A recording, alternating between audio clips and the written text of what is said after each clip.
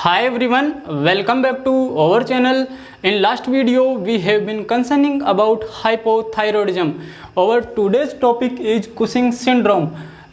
Cushing syndrome is also known as hypercortisolism.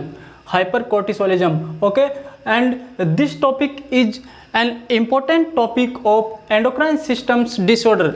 Upon endocrine system के disorder पढ़ रहे थे, उन्हीं में जो कुशिंग सिंड्रोम है वो भी ये भी एक इम्पोर्टेंट टॉपिक है ना, कुशिंग सिंड्रोम। और इसको हाइपर कोर्टिसोलिज्म के नाम से भी जानते हैं कुशिंग सिंड्रोम को। और सबसे पहले कुशिंग सिंड्रोम एक्चुअली है क्या, तो अपन एनाटॉमी में जो एड्रिनल ग्लैंड है उसका जब स्ट्रक्चर पढ़ते हैं, उसका जो फंक्शन पढ़ते हैं, तो अब अपन को पता चलता है कि जो एड्रिनल जो ग्लैंड है उससे कोर्टिसोल यानी कि ग्लूकोकोर्टिकोइड और मिनरलोकोर्टिकोइड सेक्रेट होते हैं।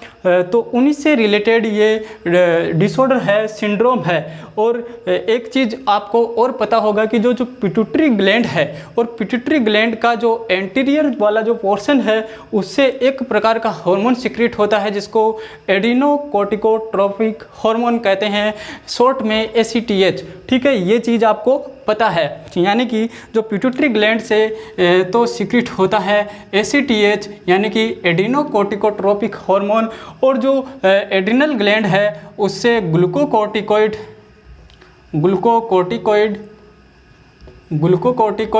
और मिनरलोकोर्टिकोइड सीक्रेट होते हैं।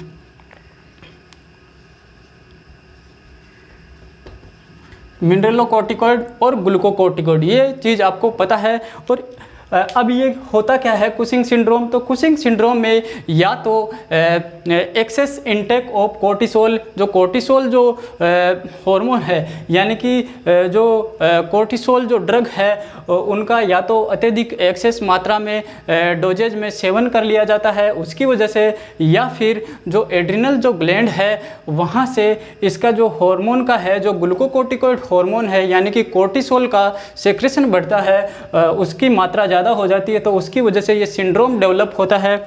यानी कि जो ये क्या है, एक तरह से एक्सेस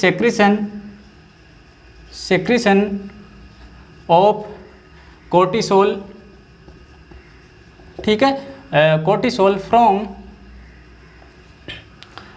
एड्रिनल, है ना, एड्रिनल ग्लैंड, और एक्सेस इनटेक ऑफ कोर्टिसोल।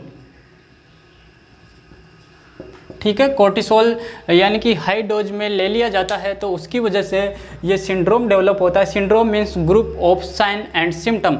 तो ये एक प्रकार का ऐसा डिसऑर्डर है जिसमें कि excess secretion of cortisol from adrenal gland और एक्सेस इनटेक ऑफ कोर्टिसोल। ठीक है, तो ये आपको पता चला कि कुशिंग सिंड्रोम है क्या।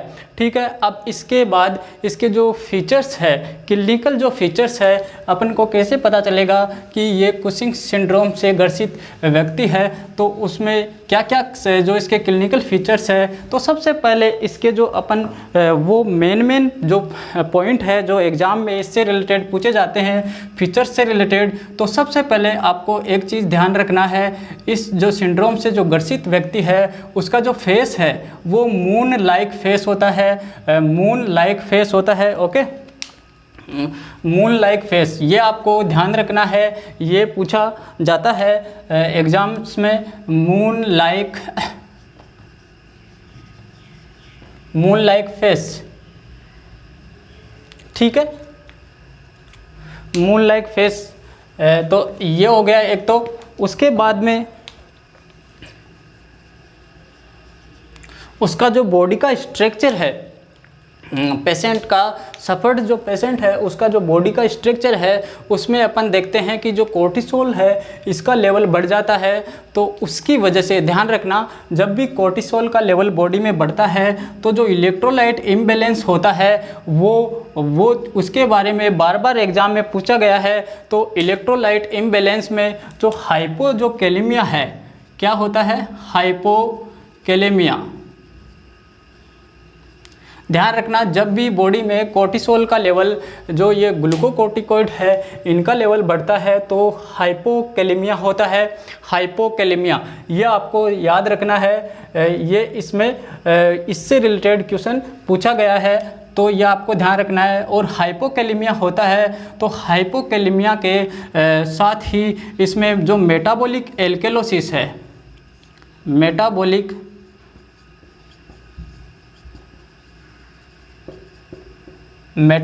एल्केलोसिस होता है, क्योंकि इसमें जो हाइपोकैलेमिया हुआ है तो किडनी पे जो फिजियोलॉजिकल जो फंक्शन होगा उसमें के प्लस H प्लस का जो, जिसमें कि H प्लस जो आयन है उनका एक्सक्रिएशन बढ़ेगा, और जो K प्लस है यानी कि हाइपोकैलेमिया को जो इसका जो काउंटर फोर्स यानी कि इसका जो काउंटर रेगुलेशन होगा तो उसमें K प्लस आयन का एब्सॉर्प्शन होगा और H प्लस का आयन का क्या है, एक्सक्रेशन होगा। ये एक फिजियोलॉजिकल प्रोसेस चलती है, इसलिए ये मेटाबॉलिक एल्केलोसिस होगा।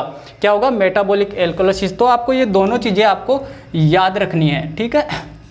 यानी कि कुशिंग सिंड्रोम में हाइपोकैलेमिया हुआ और उसकी वजह से मेटाबॉलिक एल्केलोसिस, यानी कि मेटाबॉलिक एल्केलोसिस का मतलब जो ब्लड में कार्बोनेट जो लेवल है उसकी मात्रा बढ़ गई। और उसके बाद में इसका जो बॉडी का जो स्ट्रक्चर है पेशेंट का, उसमें देखते हैं कि जो अपर जो बॉडी है उस वो ओबेसिटी हो जाएगी, है ना। अपर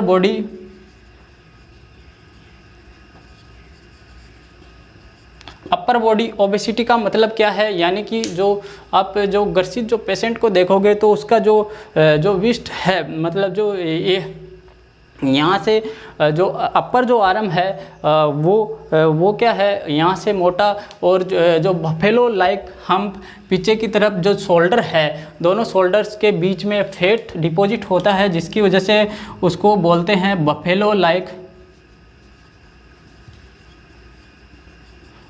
लाइक हम्प होता है। तो ये आपको ध्यान रखना है, buffalo like hump fat deposition की वजह से होगा, क्योंकि इसमें एक्सेस मात्रा में जो कोर्टिसोल है उसकी वजह से फैट डिपॉजिट होने लगता है बॉडी में, तो जिसको बफेलो लाइक हम बोलते हैं। और जो बॉडी का और जो स्ट्रक्चर है, तो जो फेस है उस पर स्वेलिंग होती है, जिसकी वजह से मून लाइक फेस दिखता है ना। और जो ये आर्म होते हैं, जो कलाई होती है ये पतली हो जाती है, थिन, और जो पैर है वो भी पतले, मतलब थिन लेग एंड आर्म्स, ये ध्यान रखना। बाकी जो बॉडी है यानी कि जो एब्डोमेन है वो ओबेस हो जाता है, ये भी आपको ध्यान रखना है। जब पेशेंट को आप देखोगे तो थिन आर्म होगी और जो लेग है वो भी थिन होंगे, बाकी जो बॉडी है वो मतलब ओबेस हो जाएगी, ठीक है। ये आपको ध्यान रखना है। इसके बाद में अपन जो कोर्टिसोल जो लेवल बढ़ा है बॉडी में, उसकी वजह से, कोर्टिसोल लेवल की वजह से जो फीमेल है उसमें क्या सिम्टम आते हैं। फीमेल में जो एक तो होता है जो मेंस्ट्रुअल जो साइकिल है उसका क्या डिफेक्ट आता है, उसमें है एमनोरिया होता है, ध्यान रखना।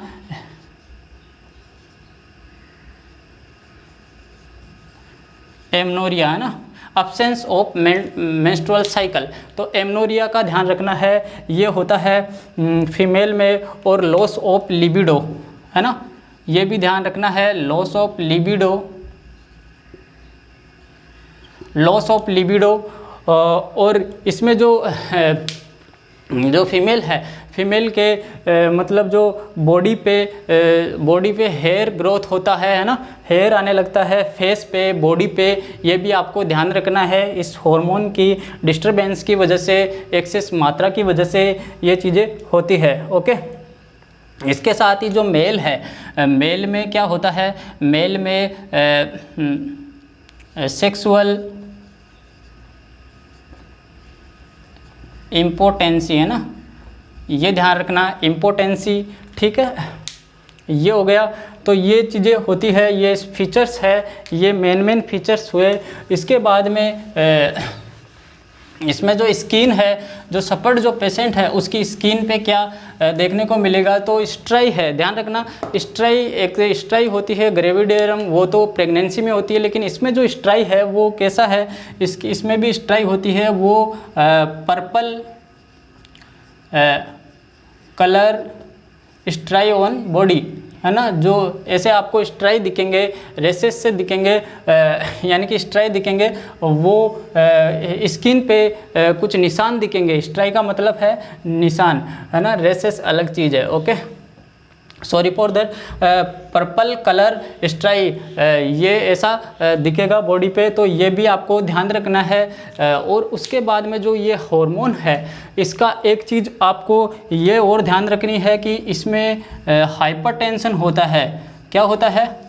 हाइपरटेंशन, क्योंकि कोर्टिसोल का लेवल बढ़ने की वजह से जो ब्लड प्रेशर है वो बढ़ता है, ये आपको ध्यान रखना है। तो इसमें मेन फीचर्स में अपन ने 4 चीज़ें हैं ना, वो तो आपको याद रखना है।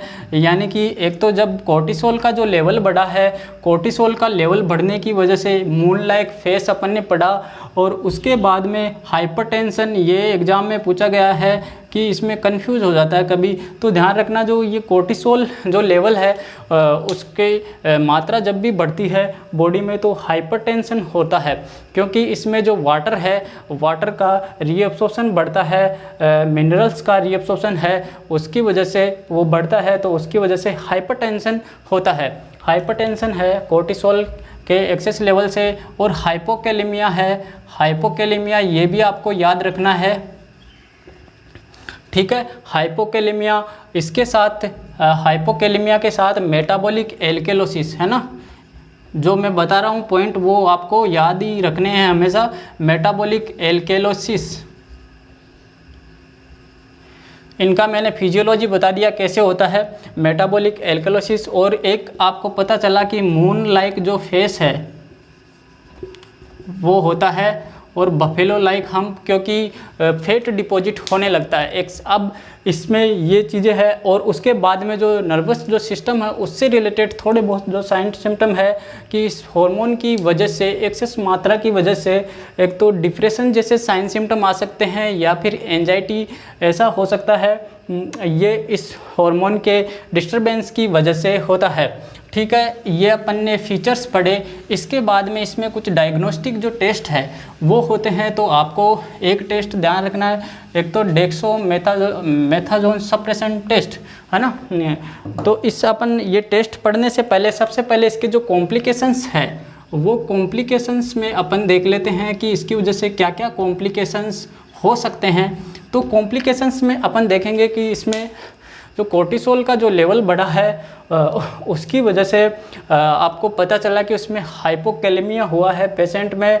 और इससे जो जब भी कोर्टिसोल का बॉडी में लेवल बढ़ता है तो जो बोन में है, तो बोन में जो मेन जो फ्रैक्चर होता है कि यानी कि इसमें ओस्टियोपोरोसिस होता है, जो high level of muscles weak होती है, जिसकी वजह से फटीक होता है। और जो कॉम्प्लिकेशन में अपन देखेंगे तो चांस ऑफ किसके होंगे, रिब और स्पाइन फ्रैक्चर, है ना, इनके बहुत ज़्यादा चांस होते हैं, क्योंकि इसमें जो कॉम्प्लिकेशन है वो ओस्टियोपोरोसिस हड्डियों, जो नॉर्मल भाषा में अपन बोलें तो हड्डियां कमज़ोर हो जाती है, हड्डियों में छेद हो जाते हैं, यानी कि ओस्टियोपोरोसिस क्यों हो जाते हैं, क्योंकि इसमें हाइपोकैलेमिया होता है। उसका रेगुलेशन के लिए ध्यान रखना, जब हाइपोकैलेमिया होता है तो उसमें इससे जो है इसका जो काउंटर रेगुलेशन है वो है हाइपर कैल्सीमिया।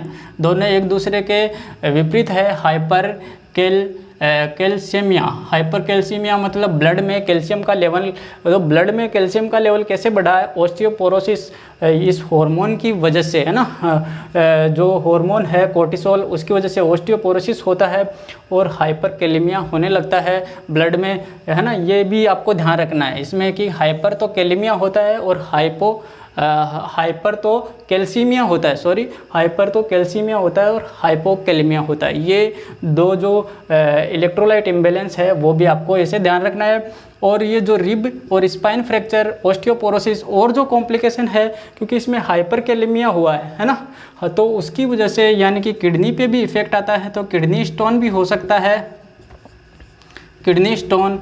और अपन ने साइन सिम्टम में पढ़े कि जो मेल में है लॉस ऑफ लिबिडो है वो भी हो सकता है, जो फीमेल में है लॉस ऑफ लिबिडो है, फीमेल में लॉस ऑफ लिबिडो और मेल में सेक्सुअल इम्पोटेंसी है, वो भी एक कॉम्प्लिकेशन है ना। ये कॉम्प्लिकेशन अपन ने देखे। इसके साथ ही इसके और कॉम्प्लिकेशन क्या है, ध्यान रखना, इस हार्मोन का जब लेवल बढ़ता है तो पेनक्रियाटाइटिस होने उस पेशेंट में पेनक्रिया जो ग्लैंड है उसका इन्फ्लामेशन, ये हार्मोन यानी कि स्टडीज़ में ऐसा पाया गया है कि जो इस हार्मोन का लेवल बढ़ता है तो उसकी वजह से पेनक्रियाटाइटिस भी होता है और साथ में गैस्ट्रिक अल्सर भी हो सकते हैं इस हार्मोन की एक्सेस मात्रा की वजह से। तो इससे काफ़ी कॉम्प्लिकेशन हो सकते हैं, है ना। यानी कि इस पे फ्रैक्चर के अपन ने देखे osteoporosis, kidney stone, pancreatitis, loss of libido and impotency, है ना, ये चीज़ें हो गई। इसके बाद में अपन जो टेस्ट है, इसके जो डायग्नोस्टिक जो टेस्ट है, इन्वेस्टिगेशन है,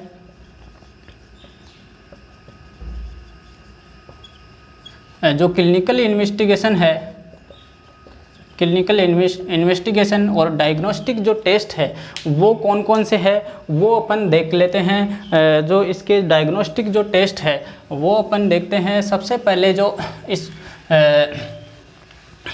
इसमें अपन जो इलेक्ट्रोलाइट इम्बैलेंस हुआ है वो आपको ध्यान रखना है। तो इसमें जो क्या है, क्लिनिकल इन्वेस्टिगेशंस में अपन देखते हैं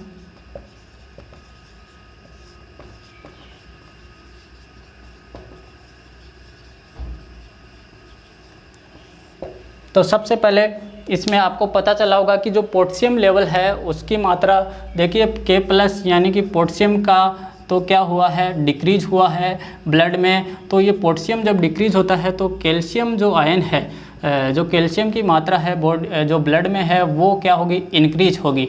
ठीक है, एक दूसरे के अपोजिट है। हाइपोकैलेमिया हुआ है तो हाइपोकैलेमिया के साथ ध्यान रखना मेटाबॉलिक एल्केलोसिस होगा, यानी कि बाइकार्बोनेट लेवल जब स्टडी होगी जब ब्लड की तो उसमें बाइकार्बोनेट लेवल की मात्रा बढ़ी हुई मिलेगी, है ना। और इसके बाद में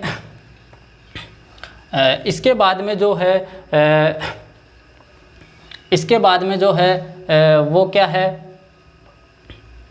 इसके बाद में एक इसका जो टेस्ट होता है वो भी करते हैं, डेक्सोमेथाजोन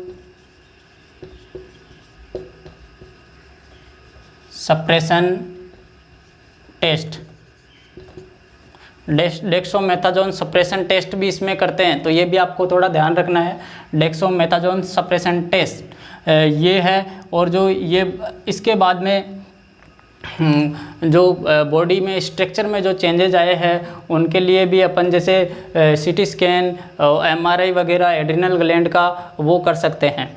अपन जब इसको स्टार्ट किया था तो उसमें सबसे पहले अपन ने जो इसके जो कोजेज पढ़े थे तो कोजेज में मैंने एक कोज बताया था आपको, एक तो एक्सेस सेक्रेशन की वजह से 2 कोज बताए थे जो मेन है। तो उसमें सबसे एक कोज आपको ये और ध्यान रखना है, जो पिट्यूटरी ग्लैंड का मैंने जब आपको शुरू में स्टार्ट किया था तब बताया था, जो ACTH जो हार्मोन है, एडिनोकोर्टिकोट्रोफिक हार्मोन, ये एक्सेस सिक्रेशन होता है तो उसकी वजह से भी ये प्रॉब्लम डेवलप हो सकती है। क्योंकि पिट्यूटरी ग्लैंड का या तो कार्सिनोमा हो सकता है उसकी वजह से, या फिर उसमें और कोई डिफेक्ट होता है तो उसकी वजह से जब ये हार्मोन सिक्रेट होगा तो ये एड्रिनल ग्लैंड को टारगेट करता है, किसको, एड्रिनल ग्लैंड को, और वहाँ से ये जो सिक्रेशन है उसका जो कोर्टिसोल का वो बढ़ेगा। तो ये कारण भी आपको ध्यान रखना है, ये अपन ने बीच में छोड़ दिया था ना। तो इसके जो टेस्ट है वो ये हो गए, ओके। उसके बाद में इसमें जो ACTH लेवल है वो भी बढ़ा हुआ मिल सकता है ना पेशेंट में, तो वो भी इसमें हो जाएगा क्लिनिकल इन्वेस्टिगेशंस में। इसके बाद में अपन जो पेशेंट के जो ब्लड स्टडीज़ है उसमें RBC और eosinophil है उनकी मात्रा भी बढ़ी हुई होगी, WBC की भी, अब इसके जो ट्रीटमेंट है, यानी कि जो सबसे ज़्यादा इसमें जो एग्ज़ाम में जो पूछे जाते हैं, तो नर्सिंग से रिलेटेड जो पॉइंट है अपन वो डिस्कस करेंगे। जो नर्सिंग पॉइंट है, पेशेंट जो सपोर्ट जो पेशेंट है उसमें क्या जो नर्सिंग केयर दी जाती है वो है। तो इसमें जो मेडिसिन्स जो चलती है, यानी कि जब ये एड्रिनल ग्लैंड का कार्सिनोमा होता है उसकी वजह से ये प्रॉब्लम डेवलप हो सकती है, या फिर पिट्यूटरी ग्लैंड का कार्सिनोमा होता है तो उसकी वजह से प्रॉब्लम डेवलप होती है, ये डिसऑर्डर डेवलप हो सकता है। तो उसको ट्रीट करने के लिए जब सर्जरी की जाती है, तो सर्जरी करने के बाद में जो केयर है, तो उसमें जो कोर्टिसोल थेरेपी दी जाती है पेशेंट को, तो कोर्टिसोल जो थेरेपी दी जाती है उसका जो डोजेज है उसका ध्यान रखना। उसकी हाई डोजेज के साइन सिम्टम तो नहीं आ रहे हैं, उसका लो डोजेज तो नहीं हुआ है, तो वो चीज़ आपको ध्यान रखना है, क्योंकि पेशेंट पोस्ट ऑपरेटिव पेशेंट में जो थेरेपी चलती है उसका वो आपको ध्यान रखना है। इसके बाद में इसके जो पेशेंट को एनवायरनमेंट है उसको उसका जो स्टिमुलेशन है वो कम करेंगे, यानी कि शांत एनवायरनमेंट देंगे पेशेंट को, ये क्योंकि इसमें एंजाइटी, डिप्रेशन है ना जैसे साइन सिम्टम आते हैं। और इसमें जो वेट है, वेट का डेली रिकॉर्डिंग करेंगे, है ना, वेट का रिकॉर्डिंग करेंगे, पेशेंट का वेट है वो है ना। और जो पेशेंट है ज़्यादा ही एंशियस होता है तो उसको क्या है रेस्ट, रिलैक्सेशन ऐसे उसको प्रोवाइड करेंगे। तो ये अपना जो कुशिंग सिंड्रोम है, ये टॉपिक यहाँ पे इसके इम्पोर्टेंट अपन ने पॉइंट्स डिस्कस कर लिए हैं। तो एक बार इसको मैं वापस से आपको बता देता हूँ कि जो कुशिंग जो सिंड्रोम है वो एड्रिनल ग्लैंड से या तो कोर्टिसोल का लेवल बढ़ता है उसकी वजह से हो सकता है। तो ये किस किस कंडीशन में होता है, या तो एड्रिनल ग्लैंड का कार्सिनोमा हो सकता है, या फिर जो पिट्यूटरी जो ग्लैंड है उसका कार्सिनोमा हो सकता है। दूसरी बात अपन ने पढ़ी कि ये जो एक्सेस मात्रा में जो इसका जो इम्पोर्टेंट कोज है, मेन कोज एक्सेस मात्रा में जो कोर्टिसोल ले लिया जाता है वो है, ठीक है। उसके बाद में अपन ने इसके क्लिनिकल मैनिफेस्टेशन में सबसे पहले जो एग्ज़ाम में पूछे जाते हैं, तो इसमें जो इलेक्ट्रोलाइट इम्बैलेंस हुआ वो पोटेशियम का हाइपोकैलेमिया हुआ, है ना, हाइपोकैलेमिया हुआ तो वहाँ पे मेटाबॉलिक एसिडोसिस होता है। और पेशेंट का जो बॉडी का स्ट्रक्चर देखेंगे तो बफेलो लाइक हम्प, यानी कि जो शोल्डर्स के बीच में है ना फैट डिपॉजिट होने की वजह से होता है। और ऐसे पेशेंट में फ्रैक्चर, स्पाइन और रिब का फ्रैक्चर होने के ज़्यादा चांस रहते हैं। और ओस्टियोपोरोसिस होता है जो कॉम्प्लिकेशन के रूप में, जो कि एग्ज़ाम में पूछे जा सकते हैं। और ये जो इलेक्ट्रोलाइट इम्बैलेंस का भी आपको ध्यान रखना है। इसके साथ ही एक चीज़ और है कि इसमें जो पेशेंट के जो कोर्टिसोल का जो लेवल बढ़ा है उसकी वजह से इम्यूनो सप्रेस हो जाता है पेशेंट, इम्यूनिटी पावर उसका सप्रेस हो जाता है, तो इन्फेक्शन होने के चांस रहते हैं पेशेंट में। तो उस इन्फेक्शन से भी प्रिवेंट करना है पेशेंट को। और जो ठीक है, और जो ये इसमें हड्डियां कमज़ोर हो जाती है तो उसको किसी भी बेड से या फिर कहीं से फाल होने से बचाना है पेशेंट को। तो ये मेन जो पॉइंट है आपको ये ही मैंने बताए हैं, बाकी ये बहुत बड़ा टॉपिक है। तो एग्ज़ाम में जो पूछे जाएंगे उनसे रिलेटेड अपन ने इसमें डिस्कस कर लिया है काफ़ी कुछ, ठीक है। Thanks for watching.